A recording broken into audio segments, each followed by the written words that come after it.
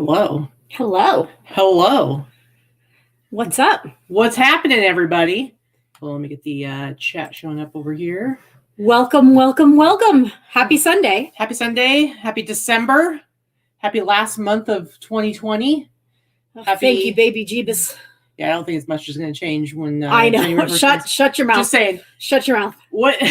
Oh, I almost forgot. I was gonna start the show with my favorite Christmas kitty cat.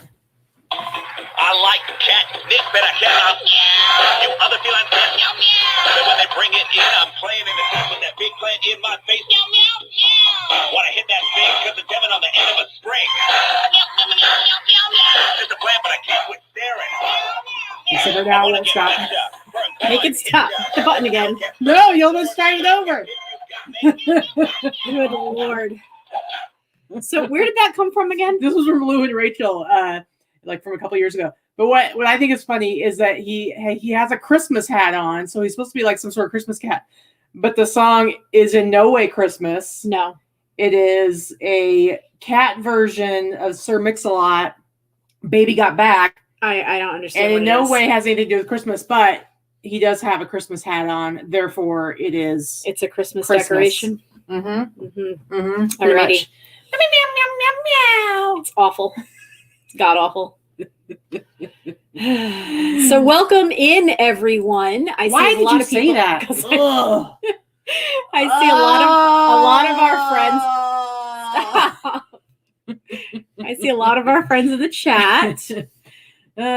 Sorry, guys. If you don't know, I, for some reason, have a visceral reaction when I hear the phrase and welcome in, because it seriously has only been in the last, I would say, 2 years tops that has been like a super common way that like people say welcome in every time you enter a store. It started where it was just like more hipstery type stores, like you go to Buffalo Exchange, they say it, or like a hipster young kind of coffee shop. Now it's like every freaking store. And now you've done it too. I need to get you your hearing aids, Grandma. No. You're like screaming in my ear. Don't be rude. Good Lord. I already have a headache. We just started. Earplugs. Shut your mouth. It's true. We went out off-roading a little bit. Not really off-roading. We went jeeping with our friends yesterday in Valley of Fire. And, you know, a Jeep is really loud, especially if you're in the back seat, just because it's there's a lot of wind that goes through it. It had the top on, but it was still loud. She was yelling so loud, talking in my ear. I wanted to muzzle her, for crying out loud. I'm sorry. I was enthusiastic for life. Okay? You're loud. And I'm sorry, so loud. Cranky Grandma. So loud. You guys are ridiculous. Bridget loves it when we fight. Yeah, it was nice to get out of the house. Mm-hmm. As you know, we've all been a little bit more concerned, kind of like we were early spring, as you know, cases of the COVID are everywhere. So we've been staying in a little bit more than normal. We haven't actually sourced in over a month. But you know, you got to do what you got to do, kind of hunker down a little bit. But it was nice to get out with our best friends and go riding and not quite hiking, but you know, walk around outside, and see some naturing. Yep, naturing. It was fun. Speaking of sourcing, it's now been about a little over a month. Like I haven't sourced it all in a month because no, that's not entirely true. The last time would have been Tucson, but that was a month ago. It wasn't a month ago. It was. It was the 14th. We're going to fight some more, okay? It was not quite a month ago, all right? I went to Torgum like about a month ago, and then it's probably been about 3 weeks since Tucson. But anyway, everybody, the point is we did not source all this last week. You still have some cool stuff to show, and I pulled some stuff, you know, kind of out of the butt. I have some clothing to show. I have no hard goods, guys. Yeah. Sorry. I was hoping to be able to go till the end of the year and not source. I don't know if I'm going to be able to do that. We'll see. I may have to hit it up at some point this week. Poor Crystal had nothing to list for me this week. She has nothing to list for me next week so far. So we'll see. I still have some stuff. I have some hard goods. I took a bunch of pictures. I still have some stuff to list here, but I have nothing for my lister to list. I have plenty to list. I still probably have 100 things with measurements and everything like that. And I've got a nice little stack of stuff that I need to take pictures of. But I'm pretty close to, I think Barry's got a pile of stuff that he's going to be bringing over. He was supposed to maybe this week, but we'll see this next week. And then I can always hit up Derek and be like, give me some stuff. Because I don't know that I'm ready to go back to Torgum, if they're even going to be open sometime in the next maybe after Christmas. I don't know, guys. I don't know if they're open. We'll see. I don't know. I'll have to check it out. Anywho. Yeah, Patty says, Trisha's Attic says, I won't have to source till summer, and I am in hibernation right now. Well, you know what? I tried to get a little bit of a back pile, but it's not big enough. So it doesn't really work. It doesn't work for me. I tried though. She kind of tried, guys. She kind of tried. But anyway. Hi, everybody. Yes. Sunday. It is Sunday. It's been a week.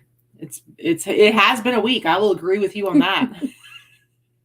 It has been 7 days since we last came here and made our confession to these people. I don't know why suddenly I went into we're in the confessional. I was never a Catholic, but it has been 7 weeks and 7 days since our last show. Yes, pretty much.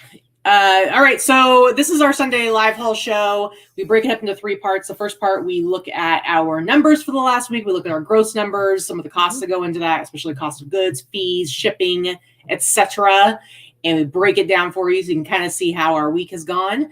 And then the middle half of the show, we look at some sales highlights from last week, some of the cool things that we've sold. But as always, you can look at our Etsy stores, our eBay stores, and our other stores. Those are linked below. Our other stores are all under the same names as everything. We're the same across the board. You can always go and look and see what our actual solds are. And you can see all the boring stuff that we don't bother showing. The $20 things, the $25 things, whatevs. Yep. The bread and butter stuff. And then the last part of our show is our actual haul, which we will show you our sad little haul for this last week, since we didn't actually go out and source anything. But ultimately, this is just a great time for us to come together, especially now that, at least for us, we're pretty much, for the most part, staying home and not doing a lot of socializing. This is like our time of the week that we get to come and hang out with our friends. You guys are stranger friends, and just kind of converse with each other, have fun. We can fight live on camera. It's just an exciting time. And put your phone away. Are we going to start this early? No. It's Jenna's fault. She texted me. I am doing an intervention early, you guys. I take her phone away, and we'll get into this. But it's probably going to be a shorter show than usual, just because we don't really have a huge haul to show. It's Jenna's fault. She texted me, and my phone lit up, and she's in the chat. So but totally you're looking at your phone, so quit it. Quit it, you guys. She's never phone anymore, so text as much as you want. It's not going to do any good. All right. Allison, Big Drift Thrift, busting out a $4.99 super chat. She said, did I hear that right? Vikki was hiking. You could come here and hike my mammoth death pile. That's probably true. I don't know. I wouldn't call it hiking. It wasn't exactly hiking. Parking and then walking 100 feet into rubble and sand and rocks and rock. stuff. If you want to call that hiking, okay. Vikki, we weren't dressed appropriately and didn't have the right shoes for hiking. We weren't like necessarily planning on hiking. Listen, when Vikki does her extensive and highly strenuous hiking, she likes to have the proper shoes. She does it all the time. No, I don't. AKA never. Allison, it's like prime cross-country skiing season for her up in Alaska, where I think it gets dark at like 3:30 in the afternoon there now. We were checking out camping sites with our friends. They have a camper, and we're thinking about going camping with them. And well, they're in the process of getting a camper. Yeah, getting a new one. They already had one before. But they're getting a new one.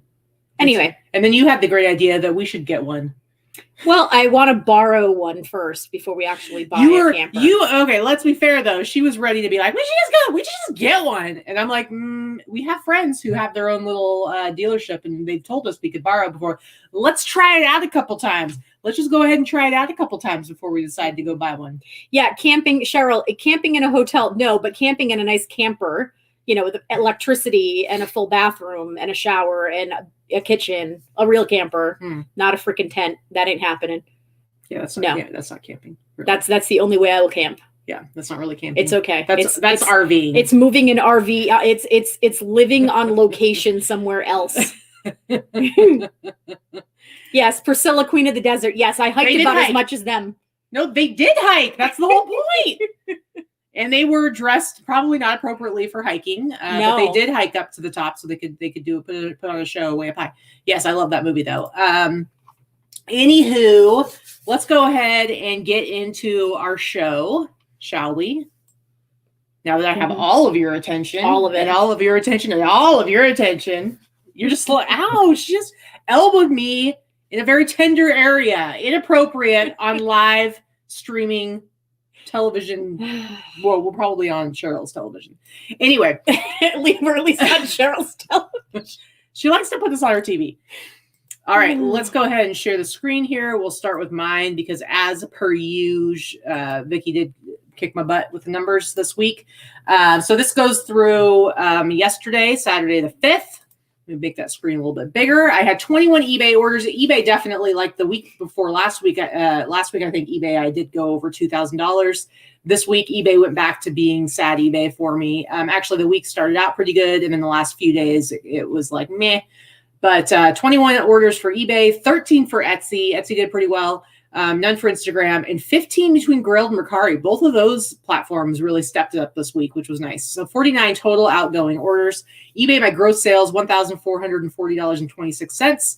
My Etsy gross sales, $882.57. Nothing for Instagram. And then Grailed and Mercari combined were over $1,000. So $1,084. Grailed, I sold 10 things. It was kind of crazy. And Mercari, I sold 5. So my total gross sales, $3,406.83. That's a good week. Which I'm happy. If I can get over 3,000 gross, that makes me happy. So my shipping, $279.43. You can see the breakdown of the fees there.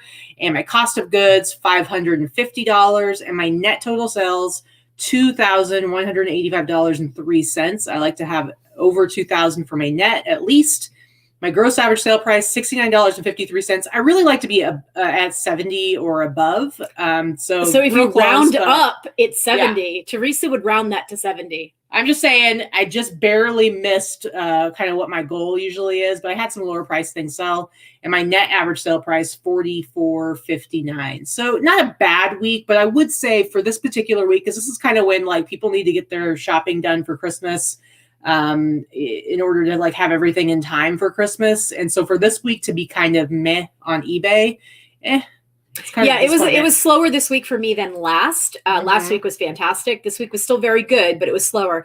I will say that this has been a very abnormal Q4. I have not had the sales that I'm used to or the sales increase that I'm used to for Q4 at all. Yeah. I'm still doing well. I'm not complaining in that way. I was hoping for a better bang for Q4. To be honest with you, if you don't purchase online within the next week, you're not going to get it by Christmas. Yeah. Especially with there's a normal slowdown this time of the year to begin with, but we are probably double that normal slowdown just because of all the issues that are happening with US Postal Service and then FedEx trying to pick up the slack. So they're slow as well. It's kind of a mess. I mean, I'd have to say, I think it's understandable that this Q4 is down where a lot of people are financially right now. So to be honest, like, I can sit here and be like, oh, it could be better. I wish it was better.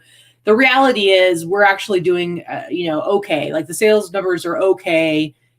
Could be completely dead, could be making no sales. So the fact that we're able to do what I would say would be a more typical regular week, a regular good week throughout the year, but just not a great Q4. We're still in a really good spot. So Cherry Darling, Leah said, you need an aluminum tree. I do need an aluminum tree. I've been on the lookout for one for a while. I just refuse to pay $300 for one. The chances of me finding one here in Vegas where nothing is vintage ever is slim to none. Yeah. So I refuse to pay retail. I want to find one for like $30 at a garage sale. So I've been holding out for a while. Well, and the thing is, if she did find one, she certainly wouldn't be selling it.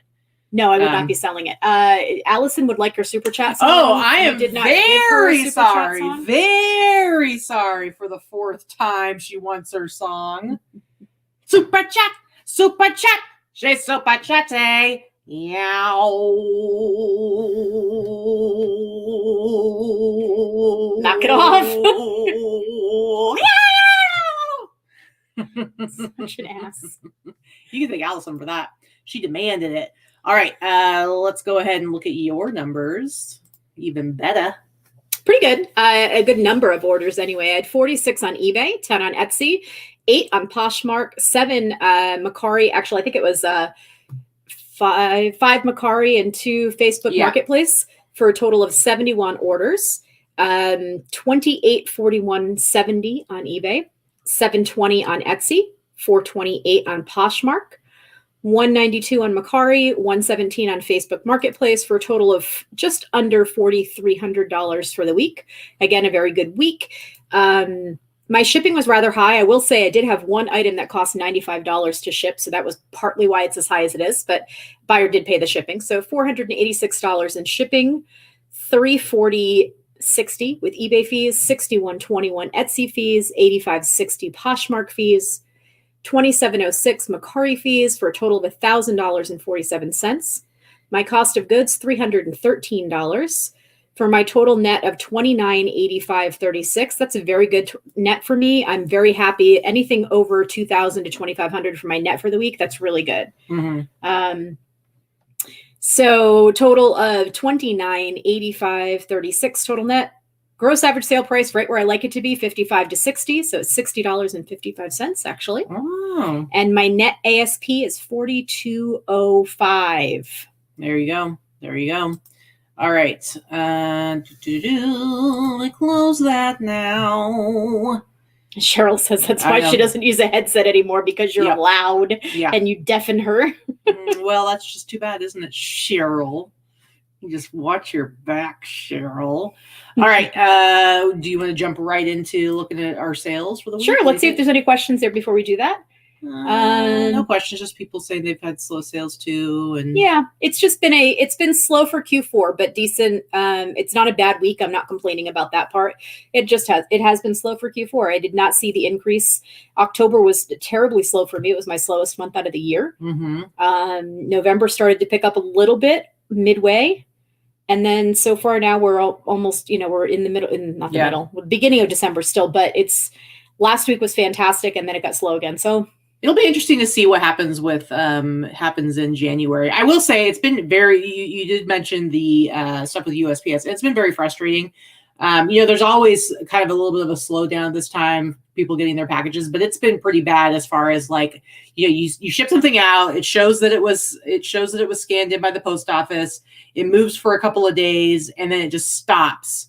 And then it goes past the date when it was supposed to be delivered, and then it changes to arriving late, and then nothing ever happens. And I've had that happen with 3 packages now, and that's not normal. I've never had that happen before. 50% of the posts in our Boss Facebook group today and yesterday have been about late packages and customers complaining. So the reality is I think it's going to happen to all of us, and you just have to figure out how to respond to them and try to hold them off from opening late packages or item not received claims, because they shouldn't. It's there's no control over this. So, but what I'm saying is that I've literally had it happen at least 2 times now where it never gets there, and it still goes. It's 2 months now, and it still says arriving late, and it's like, no shit, it's arriving late. It's never arriving.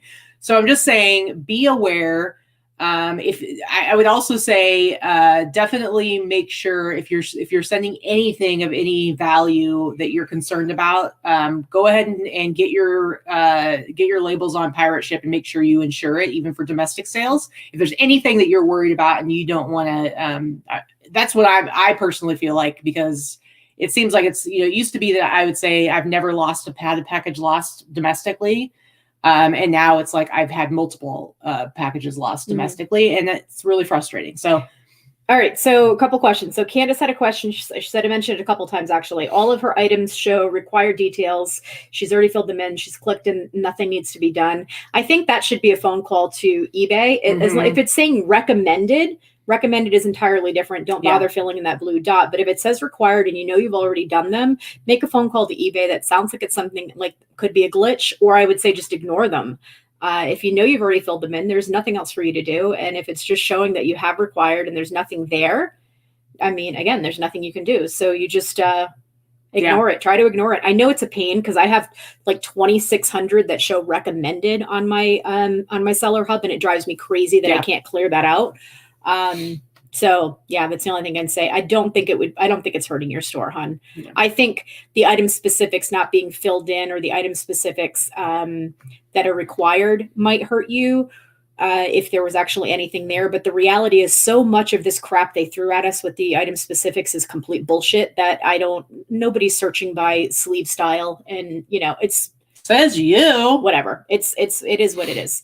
So, yep. All right, let's go ahead and look at our sales highlights for the week, starting with you. What's this fancy? Didn't you just show this? I did. I just showed it last week, actually. I picked this up at the, you can see I don't steam or iron or do any of that crap. And Crystal did do this one, but I don't. You don't ask her to do it. I don't ask her to do it either. So I list things as I find them. This one had a little spot on it and everything. I picked this up at the Buffalo Exchange Outlet. So I think my average price for everything that I bought there was in the $5 range. So I paid about $5.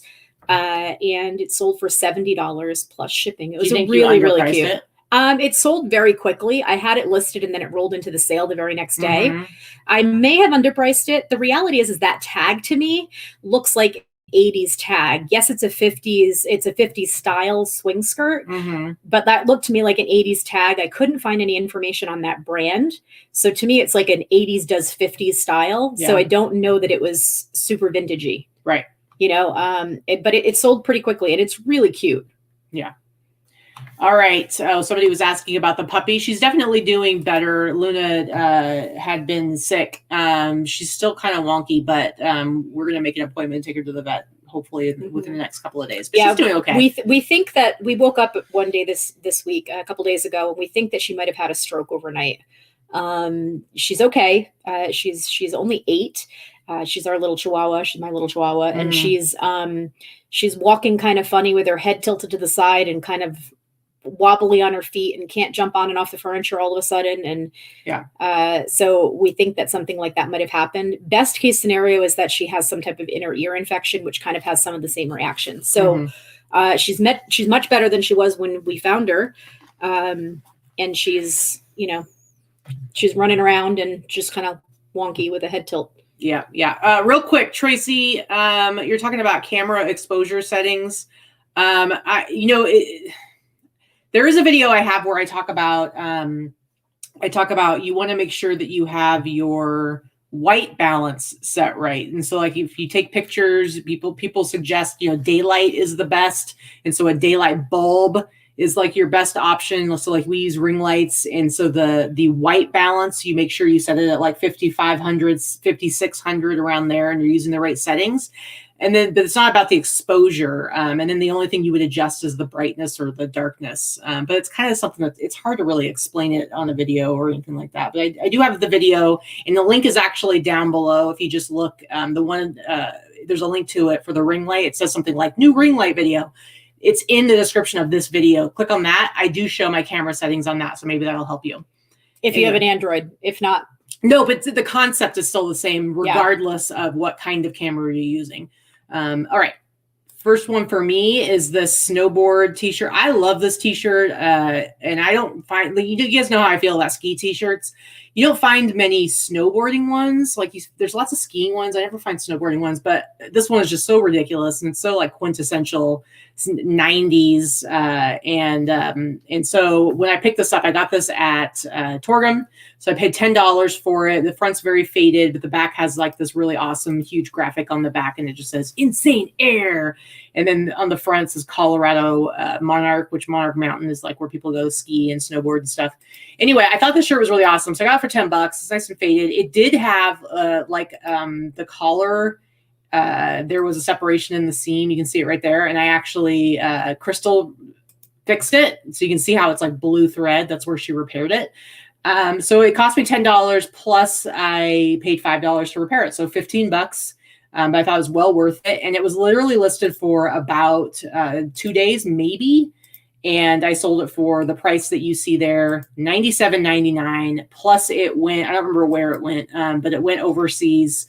And so they paid for shipping as well. So I think it went to like Sweden or something like that, if I remember correctly. Oh, we've got Dave and Bill, Noman Frog in the chat. Hello, boys. Good to see you. Good to see you there. What is up?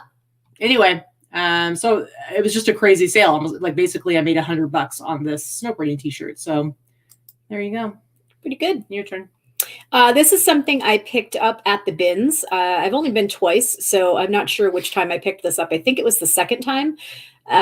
Pulled it out. I always buy big, chunky sweaters. I don't care who makes them. This one actually didn't have a brand on it. It's a hand knit sweater. It probably was made by someone's grandma, or it was in a ski shop or something like that. But it's definitely vintage by the style and the design. And it sold relatively quickly. Again, I had this listed for maybe a week or two. And it sold for the sale price you see there for $70, which means I got it at the bins. It was maybe $1.50, something like that, based on the weight with everything. Nice. And it sold pretty quickly, and it's really chunky. Like it's like, it looks like it would be a very warm. And it has no tags, right? Sweater. No tags. That's the thing. It's no like, tags for brand, style. no tags for size, no tags at all. Yep. All right. Cool. All right, this Rose Bowl t-shirt. I don't know if Leah's still in the chat, but I got this. I think this is from the first time we went to Gracie's Vintage in Kingman, Arizona. I bought a bunch of t-shirts, and I actually bought 2 of this particular t-shirt. And because I was buying a bunch of stuff, I don't remember what she had it priced at, but I remember that she had basically given all the t-shirts for like $20 a piece or something like that. And so I paid $20 for this. I've had it listed for a while, so it took a little while to sell, but it did sell for $97.99. So again, I paid $20 for it and got $97.99. I still have one more of them. I think the other one's like an extra large. So definitely a good flip. But I just think it's a cool t-shirt. Man, it's on the Screen Stars tag. You can see, I think this one actually might have been dead stock, but I did have to wash. There was like a spot on it that I had to wash out, so I did not put it down as dead stock. Anyway, she is in the chat still. And let's see. All right, next one for you. This one, I can't remember where I got this. I'm usually very good about remembering where I got something and how long I've had it. But I've had this one for a few months. I probably paid somewhere around $15 to $20 for it. I know I didn't pay more than that for it. I'm having a complete mind blank on where I found it, so I apologize for that. But I paid somewhere around $15 to $20, and this sold on a best offer for $150. Wow. I love when something's listed at a sale price. It's listed for $167 on sale, and somebody offered me $150. Yes, I will give you that $17 off. Like, that's a reasonable best offer, and I appreciate that. So I, $150, and I think it shipped somewhere in the US. So it wasn't, they paid $6.95 shipping. I shipped it, pirate ship using cubic shipping. So it cost me $9.82 to ship. So, I charge for shipping, but I charge less than it actually costs every time. You can't ship anything priority for $6.95. So I subsidize that. Yeah. And for anyone who's looking, I saw Tracy said that she had a ring light on her Christmas list. If you go, one of the first links that's in our description down below goes to our Amazon like store page. Mm-hmm. And if you go there, there's actually a list right there that says reseller supplies. If you click on that link, it'll show you a list of supplies that we use, including the ring light that we have, and a bunch of other stuff on Amazon. I love the ring light. We have 2, and I also bought one for Crystal to use because she's doing listings at her house for me. I may actually buy her a second one because I think 2 works better than 1. I just don't know if she has the room to use 2. Yeah. So yeah. Corey, I give Vikki plenty of stuff. I never would have given her I never would have given her a starter jacket. Actually, yeah, no, she wouldn't have. Yeah. Sorry. Wouldn't have happened.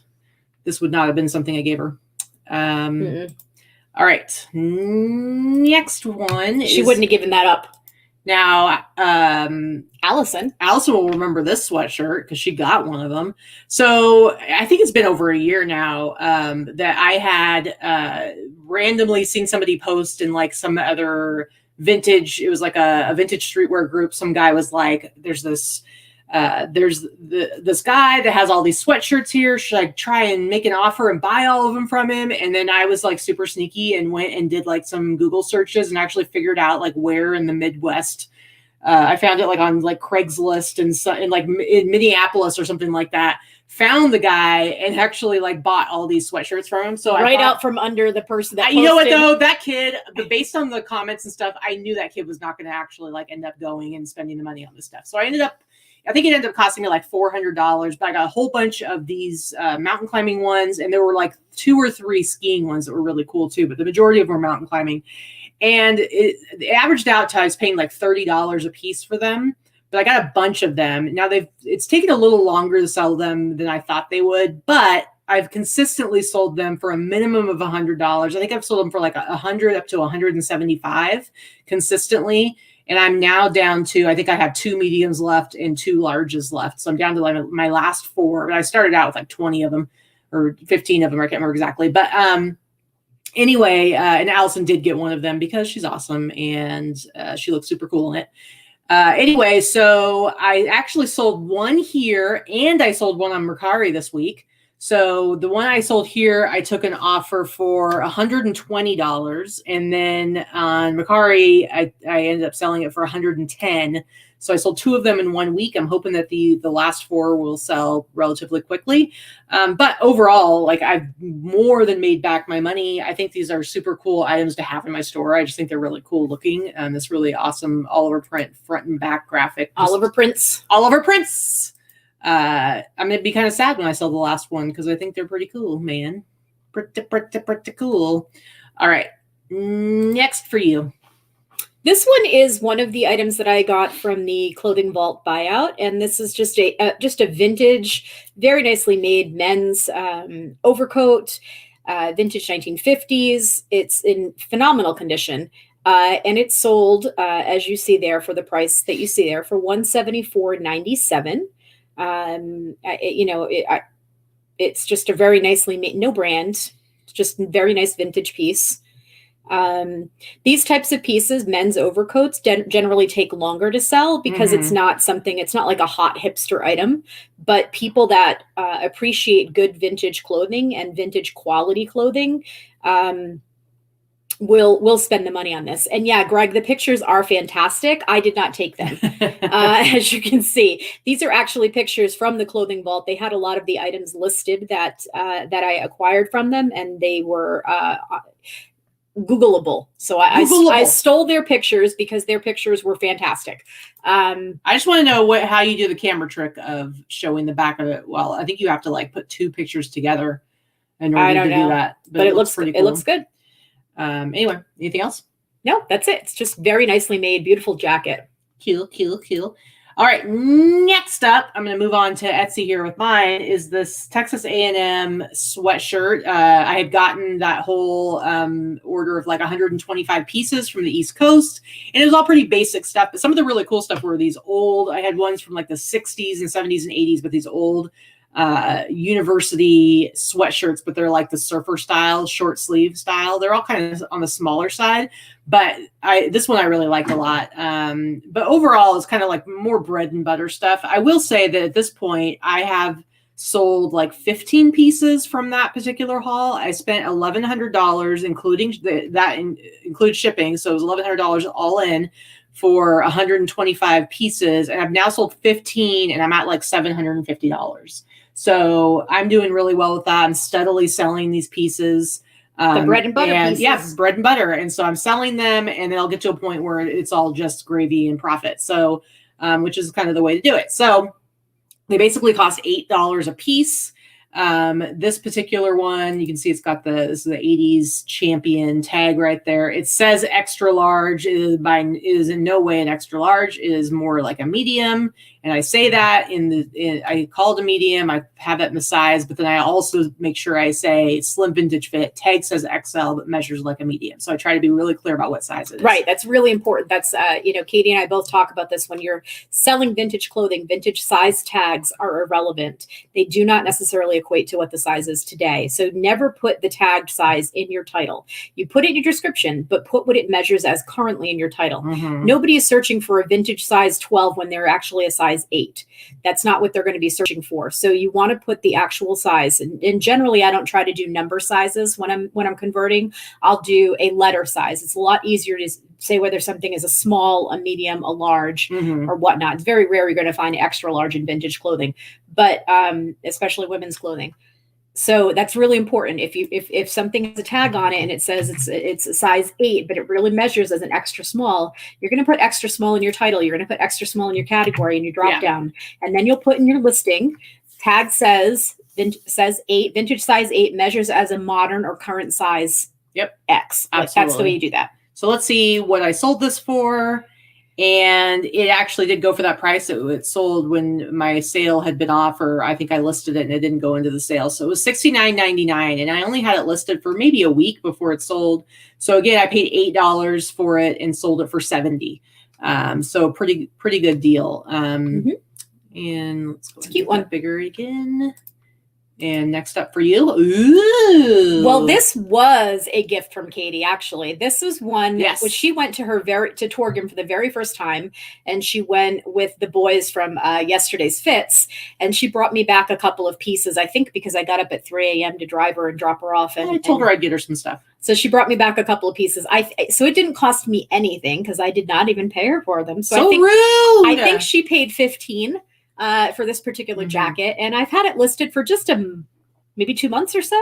I had sold it once, and the customer did not pay for it. Jerk face. So then I relisted it, and this time it sold for a best offer of $150. Plus, it went to Canada, so they paid shipping, and I made about $10 on the shipping as well. It's just a really fun, bright, good example of that type of jacket. Well, and then you went to ship it. And you went to pull it, and what happened? I couldn't find it. So this happens to me probably once a week that I can't find something that I have sold. The reality is I know I have the damn thing somewhere in the house, somewhere in our inventory. The problem is that my inventory is enormous. And the way that I have probably 70% of my items hanging, I have lots of hanging racks. They're on 3 walls of our garage. We have hanging racks. Katy uses them and I use them. And they're double layered hanging racks. The problem is the top layer is over my head. So I will spend, I don't know if the camera's on me or not. Yeah. So I will spend, my hands way over my head trying to move the hangers to look through the entire time. And sometimes I can't get the top of them. So I can't find them. I can't find them. So I'm your finder. So she's my finder. So if I've looked through it 3 times and I can't find it, I get frustrated and I'm like, help me. And then I go in and within 2.5 minutes, I find it. Correct. Yes. And it's usually because she's so much taller than me that she is like eye level with the stuff that's over my head. It's crazy. I'm also a very good finder. I find stuff on shelves too. Which is funny because at other times I'll be like, where's whatever? And it's like, it'll be right in front of me. Yeah. She looks like a boy for her own stuff, like stuff in the house. Will be like, she'll be like, where's this? I'm like 2 inches to your left. But if she can't find something in her inventory, when it comes to finding something that's lost, that's really important that you find, I'm very good at being like, okay, I'm going to start here. And she'll try to say like, I didn't put it there. It's not in that place. And I ignore that because the key to finding stuff is that you look even in places that you wouldn't expect it. You cannot set parameters on yourself. So all you have to know is it's in this space and somewhere in this space. And then you go methodically through. And so far, I've never failed in finding something that you couldn't find. Yeah, Lori, I am about 5'4". I think I might have shrunk. So I think I might even be like 5'3" at this point. Katy is 5'10". So big difference. She's very tall for a woman. And it makes a big difference for me. Like I can't find shit. You're right. I do need a step ladder in the garage, but the step ladder, what I gotta get down, walk back up, move it 6 inches, get down, walk back, and move it 6 inches. So it would be a pain in the ass. Anyway, we got a $9.52 super chat from Patty, from Patricia, Trisha's Attic. Thank you so much, Trish. I hear that you're getting a new logo made, which I think is pretty exciting. And so thank you so much for the $9.52 super chat. And thank you for your awesomeness. I'm not going to sing the song again because I think Vikki's had it for one day. Yeah, I'll punch her. She will punch me. It's probably true. Anyway, all right, let's go ahead. I'm going to make that bigger again, and we'll go to my next piece. This is St. Louis Cardinals baseball tee from 1985. This stuff always jumps out at me because I know Jesse from yesterday's fits. This is like his favorite team, but this is a very tiny shirt, so I wasn't even going to tell him that I found it. But I got this at Torgum, so I paid $10 for it. It's got a nice fade to it. It's very, very small. little tiny shirt. But I love the design. That's the kind of stuff I picture a girl wearing. Like, yeah, a girl could totally wear this. Just, I mean, well, and merely by the fact that they tend to be smaller. Yeah. But it's just a really cool shirt. It's I love those tiny kind of shirts. Yeah. Raglan baseball tees are my favorite. Yeah, absolutely. I really like them a lot too. I think that they're very flattering. And I've always really liked them a lot. Been wearing them for years. I don't really have a good one right now. Anyway, so this one I paid $10 for. Let's go ahead and see how much I sold it for. So I got this, I believe, the last time I went, maybe the time before that I went to Torgum, and but it's only been listed for maybe the last month at the most. So let's see what I sold it for. And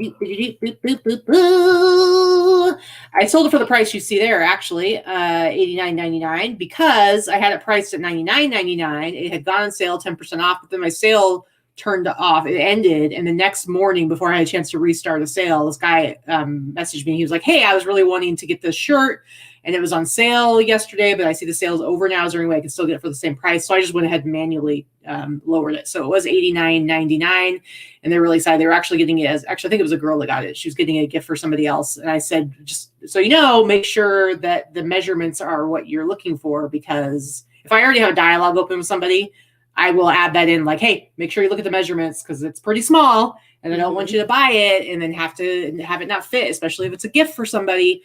And so they went and they said, yeah, I totally looked, and it's the perfect size. It's exactly what I want. So I sold it for $89.99. Again, paid $10 for it. So nice. Excellent flipperoonie. So this is where I'll talk about, I will literally buy anything, right? So I think we might have actually shown this in a haul video, but this was a pickup at Deseret Industries. It was open box. Everything in it was brand new, still wrapped up. And Katy found it actually when I was welcome. When I was looking through the racks. Sometimes she gets bored after she looks through her 3 racks that apply to what she wants to buy, and she'll go and look around for me. She's a good scout. I'm a good scout. So this finally sold. I've had a couple of offers on it, but it finally sold for $168. I took an offer on it. I only paid $30.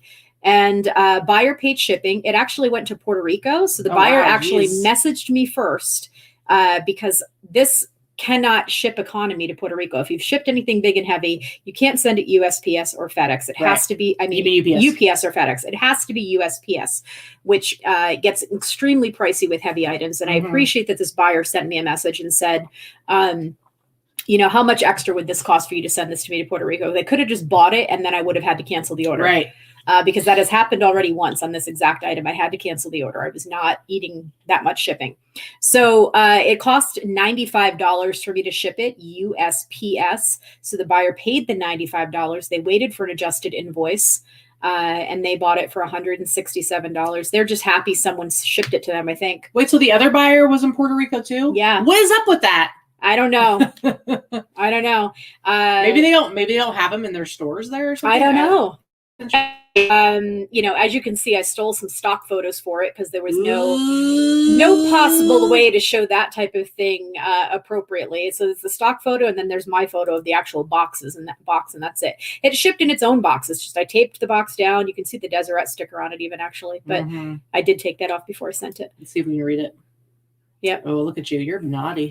You're real naughty. Lazy ass. Yep. So scraped it off as I taped it up and stuck the invoice in it, and off it went. USPS, $95. It's not an enormous box, but it's big enough. But it does weigh 33 pounds. So that was part of it. So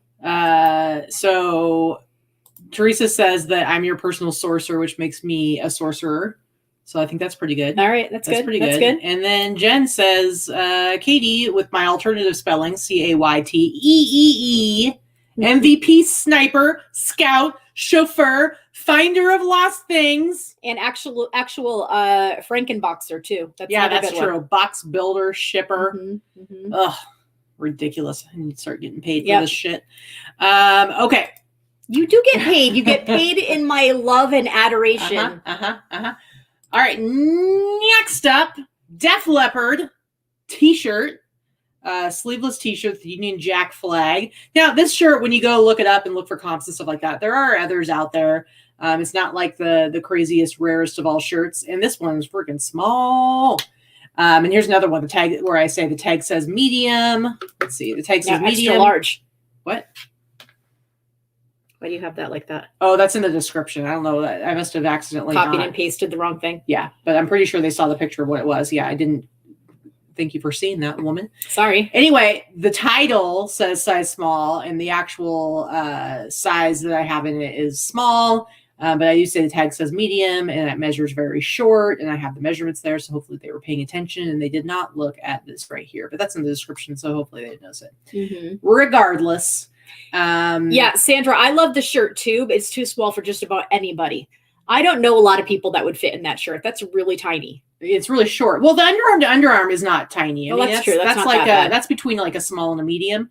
For men, in men's, yeah. Yeah, it's really short. It's like pretty much a belly shirt. So I think it looks super cute on like a girl that could pull it off. But anyway, this one, so this is from the haul that I got from Barry. Mm-hmm. And so let's see what I sold it for. And I think this one came under the 10% off sale. I did sell it. Yes. So it says $200 there. I sold it for $179.99.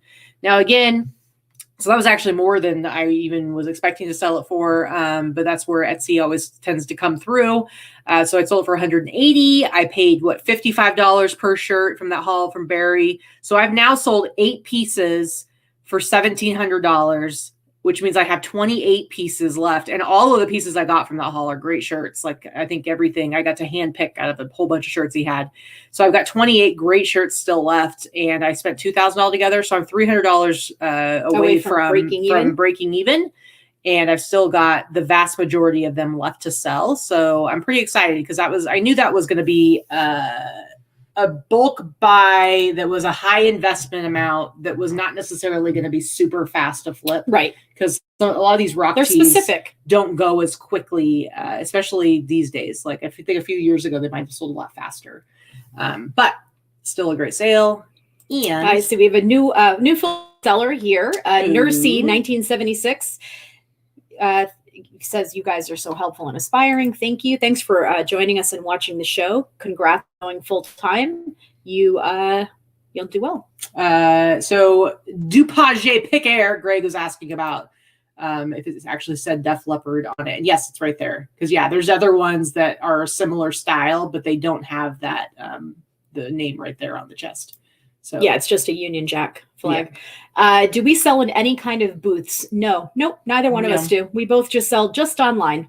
Yep. I mean, I'm not against it. And with the virtual flea, they just had like a big event in the virtual flea. Yeah, they called it the virtual flea. They had it in Florida. And a couple things with COVID, I definitely didn't want to go, but also just the whole logistical thing of transporting everything by plane to Florida in order to sell just sounded like a huge pain in the ass for me. But I will say, if they do bring the event eventually to California, yeah, you're in. I would totally be into doing that. So I would say overall, not really interested in selling at booths, but for an event like that, that's going to be super popular and just being able to see a lot of people that I know virtually, but I'd love to meet in person, we'll probably end up doing that. I had a space at an antique booth in Rhode Island back when I used to sell, when I lived in Rhode Island, when I first started selling. First couple of years, I had something at the Rhode Island Antiques Mall when they first opened, and the only thing, it wasn't clothing, it was all antiques, hard goods and things like that. The only thing that I can say about it is that they, for me, it wasn't worth the time and the upkeep that it spent with the fees for the booth, and I actually had more theft than anything else. Yeah. So I had a lot of items that just walked away. Yeah. I didn't, after my, I think I was there for a year because I'd signed a lease, and then I was like, nope, I'm out. I will say overall, I think brick and mortar with reselling is very, very difficult to make it worth making, to be able to make money doing it and not lose money with the expense and just not be able to move products. I will say now, if you sell what I sell in particular, the niche of vintage streetwear, that's probably one of the very few things right now that you could open a shop if you could keep your overhead costs low or have a booth or something like that and you're in a decent location. You can make money. Like I could definitely make money if I opened a shop or was able to set up shop somewhere. But It's more work than she wants to do. It's not the kind of work I want to do. And the thing is that you do well online, so and there's no overhead. So yeah. I mean, but then you have the plus that you are in a physical location where people can bring you stuff. So like yesterday's fits, like Jesse, the bonus that he gets is that people are bringing the awesome stuff to him, and he doesn't even have to go out and find it. I mean, he does that too. But so there's the pros and cons. Anyway. So Blood, Sweat, and Cell is new to the chat here. Raised in Rhode Island and just moved. Yep, I spent 38 years in Rhode Island, born and raised. Yep. I've been here in Las Vegas, Henderson, right outside of Las Vegas, for the past 7.5 years.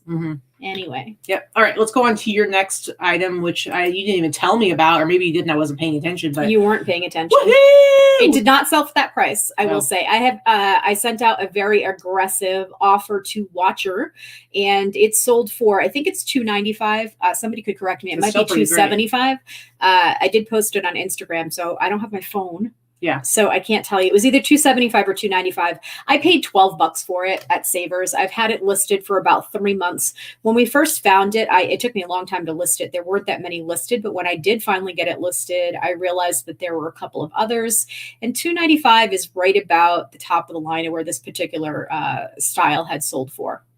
So I think the most it sold for was like $300 a few years ago. Yeah. Wasn't quite vintage. It was like 90s, but not. It's such a cool blanket, though. Yeah, it's a nice one. And it's not the typical Pendleton. It's not just like, I like that it's got the little. I had a design on it and stuff. It's just cool. All right. Next up is this University of Pennsylvania alumni run T-shirt. This isn't like a super exciting over the top thing. However, and I'm going to be showing. However, I am going to be showing some stuff in my little mini haul today. These event tees. This one, it was part of that East Coast haul that I did. So again, $8. I averaged $8 an item for cost, and I sold it for $53 to somebody on Mercari. But I've just been steadily selling those pieces, and this is one of them. And I love these event tees, and I'll talk about that a little bit more here in a little bit. But this is just a nice T-shirt, nice worn, faded Screen Stars T-shirt, cool graphic on the front of it, and sold for $53. Paid $8. So, and again, that's one of those stupid things. I would never in a million years pick that up. This dated alumni run. You get like family reunion shirts. I don't know who the hell buys this shit. I don't do the family but reunion. You sell it anymore. But you sell them. Yeah. I don't know how, but Indeed. you do. I do. All right, next up for you. So this was actually a bulk purchase. This was part of a bulk purchase that I made from a fellow reseller several months ago. And it was a bunch of St. John pieces. And actually, these were the photos that they had used. They actually gave me their photos. So I love this little photo grid. So I ended up using it as my main photo. This actually sold, I paid $15. It averaged out to $15 per piece. So I paid $15 for this, and it sold on Poshmark for $160. What? I think I probably could have held out for more. This is one of the better pieces. It's actually a beautiful, beautiful St. John piece. A lot of St. John pieces to me just scream old lady. And this one didn't. It's a vintage. It's from the 70s. It's Lily Rubin, which is another designer. So it was like a collaboration. So it's just a really, really nice dress that I think is a timeless classic that anybody can pull off, and you can definitely accessorize it to be a more modern piece, whether, a scarf, a belt, the shoes, whatever. Just belt it. So I really like this one. If it were closer to my size, it's a small, which, never going to fit my butt or any other part of my body for that matter. I might have kept it because I really liked it a lot. So very, very good. All right. I think I could have held out for more, but 160 I was happy with when I only had 15 in it. My last item is another Def Leppard t-shirt. Now, this is actually I think this might be the t-shirt that got left in the description of the Etsy listing. But this one, 1987 Hysteria Tour t-shirt. I actually got this from yesterday's fits. I think that I got this the first time I went in there during the lockdown. And I got a number of shirts. This one, I paid $50 for this. I had it priced high, but I've had it for 5 months probably at least now. But what's nice about it is it actually is a nice big size. An extra large from 1987 is not the easiest thing to find these days. No, because we were all skinny when we were going to these concerts in 1987, and now we're all fat bastards because that's what the U.S. is like. Well, and I'm speaking for myself. I mean, I was like a size 3 then. Even the extra larges, like, just aren't they're just tiny. But this one actually probably measures more like a large. But it's just a really good shirt. And so they were like, hey, I see this has been up for like 7-8 weeks or something like that, or however long. And they were like, or is there any negotiation? And so I basically just came around and said, I'm like, the lowest will go is $150. And for whatever reason, they offered me $158 because normally I have $8 shipping, but I meant $150 shipped. So when they offered me $158, I was like, okay. So I got $158 for that. Paid about $50 if I remember correctly, from Jesse over yesterday's fits. And what are grilled fees again? What are they? They're more than 10%, right? So they're pretty similar to eBay. Okay. I can't kind of like Macari. Macari, I have a lot of older listings, so some of my stuff will still sell at the flat 10%, but now it's like a little bit higher. Yeah. It's still less than eBay, it's closer to Etsy, I think, but all right. So that's it for that. That's it for our solds. That's it for our solds. That's it. Anyway, what time is it right now? 2:55. 2:55. All right. So we don't really have a big haul. You have more stuff than I do. You got some really cool stuff. I just have a handful of t-shirts, and they're all event tees because I thought I'd talk about something specific since I don't have any exciting things to show. But do you want to go ahead and show some of the stuff that you got? Sure. You got one thing in particular that I actually picked out for you. Yeah. And you let me buy for you. I paid you for it. No, I know, but you let me grab. You didn't even come into the store. That's true. But we'll talk about that when you show it. So go ahead. So one of the things I picked up, I think I got this one at the Buffalo Exchange outlet, actually. I don't know how it made it all the way to the outlet. They must have had it priced too high or something in the store. But this is an actual, this is just a Lucky brand shawl sweater. It's a really nice grandpa cardigan men's sweater, but it's in this great Southwestern Aztec print. It's super heavy and really nicely made. In fact, I have to steal it from you. No. So I think I paid $6.99, or what did I say? It was like an average of like $5 or $6 for all the things from the Buffalo outlet. I have this listed for like $95. I really think I can get about 75 realistically once it goes on sale and I get questions on it based on the style. It's not that Lucky brand sweaters are worth $75 resold. I'm gonna model it for you. I'm never gonna get this damn thing back. She's gonna steal it. No. She's like, no. DuPagier Pick Air $9.99 super chat towards Taco Tuesday or our electric bill with our forest of Christmas trees. You know what? Luckily we have. Luckily we use what's it called? Just an equal pay thing. Yeah, so we pay because if we didn't, we would end up paying like $1 bazillion for electricity during the summer. It would be $600 a month. Yeah. So luckily, so we're just like, F it. We're just gonna. Sorry, I'm trying it on. Let's see how it looks. It looks pretty good. It's definitely a grandpa sweater. Too big. You're off the hook. It's too big. Good. It's too big, guys. Anyway, I'm still gonna put it on because you're cold right now, aren't you? I'm a little bit chilly. All right. That hasn't been washed, right? Because it's a sweater. I don't care. Gross.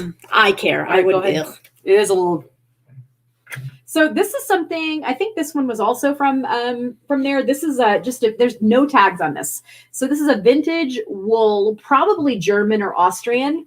It has those bone type of buttons. They look like antler buttons. And then it's just the boiled wool jacket.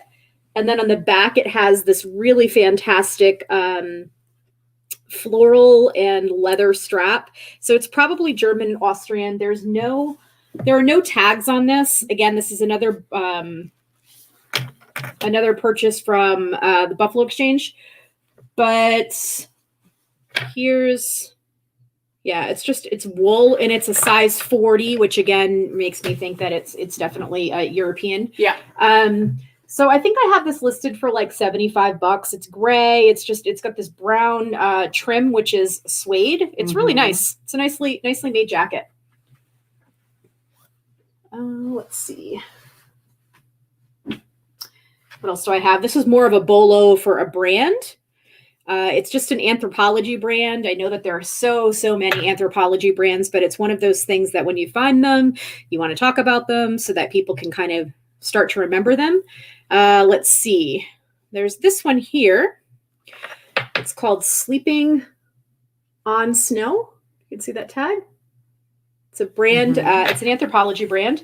And I picked this one up in Tucson as well. It's just it's a pretty like asymmetrical cardigan with like different patterns and fabrics on it. It's got these big buttons. It's very fun. I'm a little too chesty for it, but I looks like something a young librarian in Portland would wear. It looks like something I would wear. Yeah, it is an Edelweiss flower accent on that. Very good, Allison. Very good. So that one, I think I paid $5 at a thrift store. I have it listed for $50. That Anthropologie sweater. This is another brand. This is another Anthropologie brand that's pretty popular. It's called Moth. If you can see that tag, there you go. This one I picked up at a thrift store in Tucson as well. I paid $6.99 for this. It's just a cardigan with these big, crazy kimono type sleeves, and it has this really pretty kind of like rickrack trim on it. It's just this nice blue wool sweater. It's pretty. I also have that listed for $50. Do you want me to just keep going with what I have, and then you can do what you have? Yeah, sure. Okay.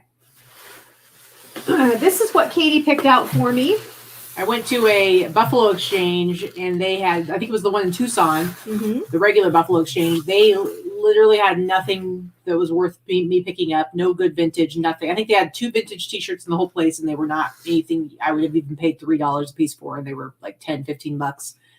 So then I went really quick and looked at the jackets and stuff, and I saw this, and I messaged her, and she basically just told me to buy it. She wouldn't even come inside, you guys.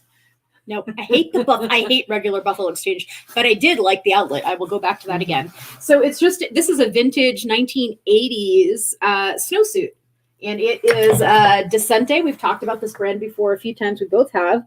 It's a brand you definitely want to keep an eye out for. It's this really nice bright color block. It's like green and red and blue and yellow. It's a size large, really large men's, which is always good. And it's got this weird design on the back. Anyway, I paid $30 for it, so I did pay up for it a little bit, but I have it listed for $250 right now. Yeah, and it's just a full one piece. It's got the pants and everything. It's a really nice snowsuit.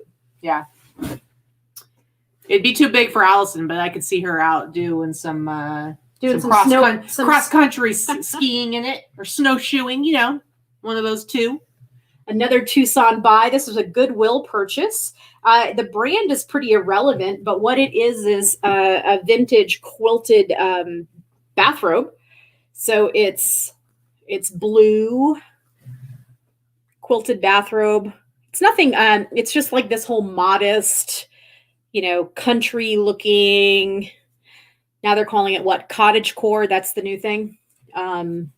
Used to be shabby chic. Now it's cottagecore. It's basically the same shit. It's the new style. But anyway, the new style name, I should say. But anyway, I always sell vintage bathrobes.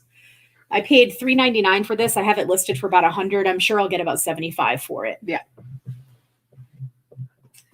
And let's see. I just have 3 more. This one I actually brought up here. This is from Leah's shop. So this is from Gracie's Vintage. This is also a vintage Austrian jacket, and this has some really beautiful embroidery. It's very funny. She had this hang on her rack outside, and I was coming inside to ask what the sale prices were on the rack.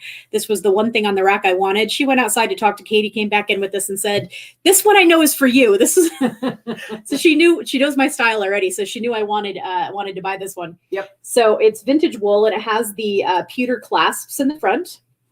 And this is made by a company called Ferda. I'm going to show that right there.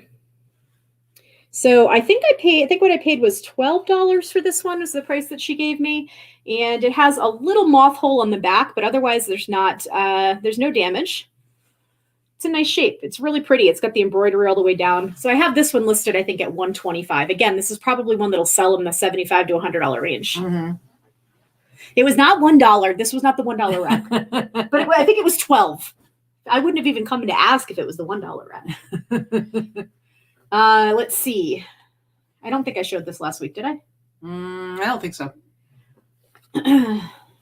This was another buy in Tucson, Goodwill. This is a dead stock 1990s Looney Tunes, Warner Brothers men's blue and white pinstripe shirt. It has Bugs Bunny and it has Taz and it's embroidered. It's really cute. I think I paid maybe $4.99, $5.99 for it. Not much. And I have this listed for $125 right now. I just got it listed a couple days ago. It's a good size too. It's a men's size large. It's cotton. It's really nice. Catton. And this is my last one that I'm going to show. Again, another Tucson buy. This one came from one of the thrift stores. It's a vintage, it's like a 1980s. I think this one came from Goodwill. It's a 1980s lace dress, but it's got these big, huge, poofy lace sleeves. Very goth. It's like a goth wedding dress, exactly how I have it listed. It's black. It's got the buttons down the front. It's almost like a Victorian look, but it has shoulder pads. And then it's really long and has this big, full lace skirt. So this totally will go for like a goth wedding. It's like a size medium. I paid $7.99 for this. Again, I have this listed for, I think I have it listed for $175 because I think if the right person sees it and I have it with the keywords like wedding and goth wedding, I think it'll sell.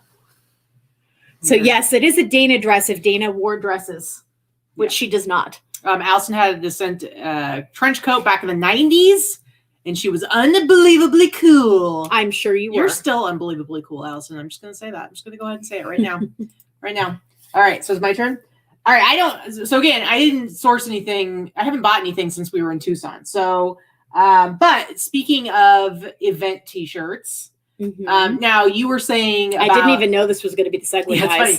You were saying about me buying like family reunion t-shirts. I don't really buy those anymore. Now, if I find one that's got like a really cool graphic on it, maybe I would consider it. But those are a little bit too specific and just they don't really tend to sell. So no, I do not buy those. But it's interesting because maybe a month ago I saw somebody like a reseller doing, it was like a TikTok or an Instagram video or something like that. I saw about you were on the TikTok. It wasn't TikTok, but sometimes people I see shared TikTok videos, but not on TikTok.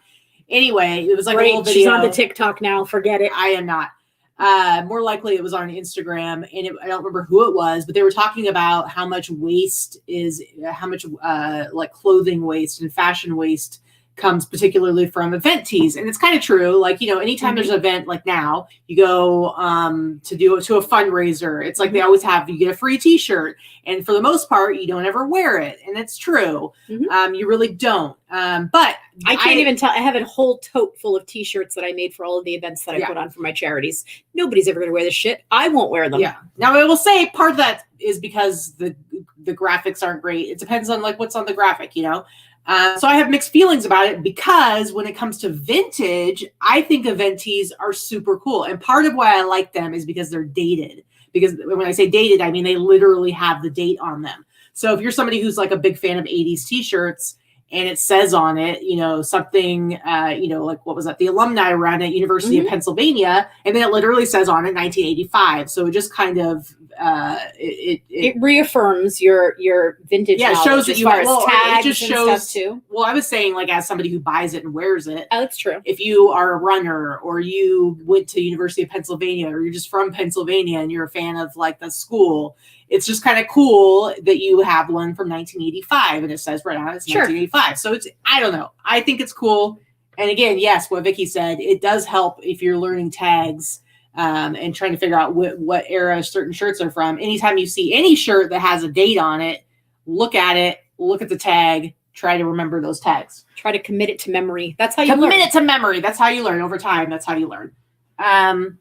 It'll give you a better idea. So I'm always picking these up. Now, generally they don't go for $100, $150, but I tend to sell them for $40 to $70, depending on what they are. So it's like, I know I'm going to be able to make some decent money Pennsylvania one, what was it, $53, $52? 58, I think it was. Yeah, so it's like I like these if they've got a cool graphic, and I really like the bike ones because I don't tend to find as many of them. They're almost always running ones, probably because there's way more running events than there are bike events.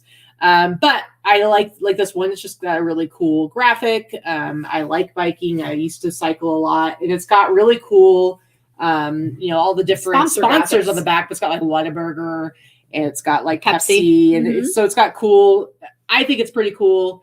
This one I would guess I'll probably be able to sell for $40. I already have it listed. Or people who are like, the people who get really into like racing or really into a certain kind of sport. So in this case, I know people who are like huge into competing in triathlons. So they might be into vintage as well and just think it's really cool to find a vintage 80s triathlon t-shirt. It's nice, bright red. It's not like a crazy graphic or anything, but still it's a cool t-shirt. This one doesn't actually have a date on it, but it has the quintessential 80s Screen Stars tag. And this one actually, it's very, very faint. But if you look closely, you can see, I'm trying to see if I can get that in there. Come on, focus. Sorry, guys. I'm trying to show you on the A. There you go. You can barely see it right above my finger on the A. There's kind of a curve on the edge of the A there. Next to on the side by the T, see how it kind of curves in? That is specifically early 80s. That's not even mid 80s. That's like early 80s, maybe 82, 83. But anyway, that's cool. That's very specific. It is very specific. It's just that particular tag has that. This is a 5-mile run from 1984, West Virginia, long sleeve. It's kind of cool because it's got the radio station on the back, WD or TV station on the back, WDTV 5. And it's a long sleeve one.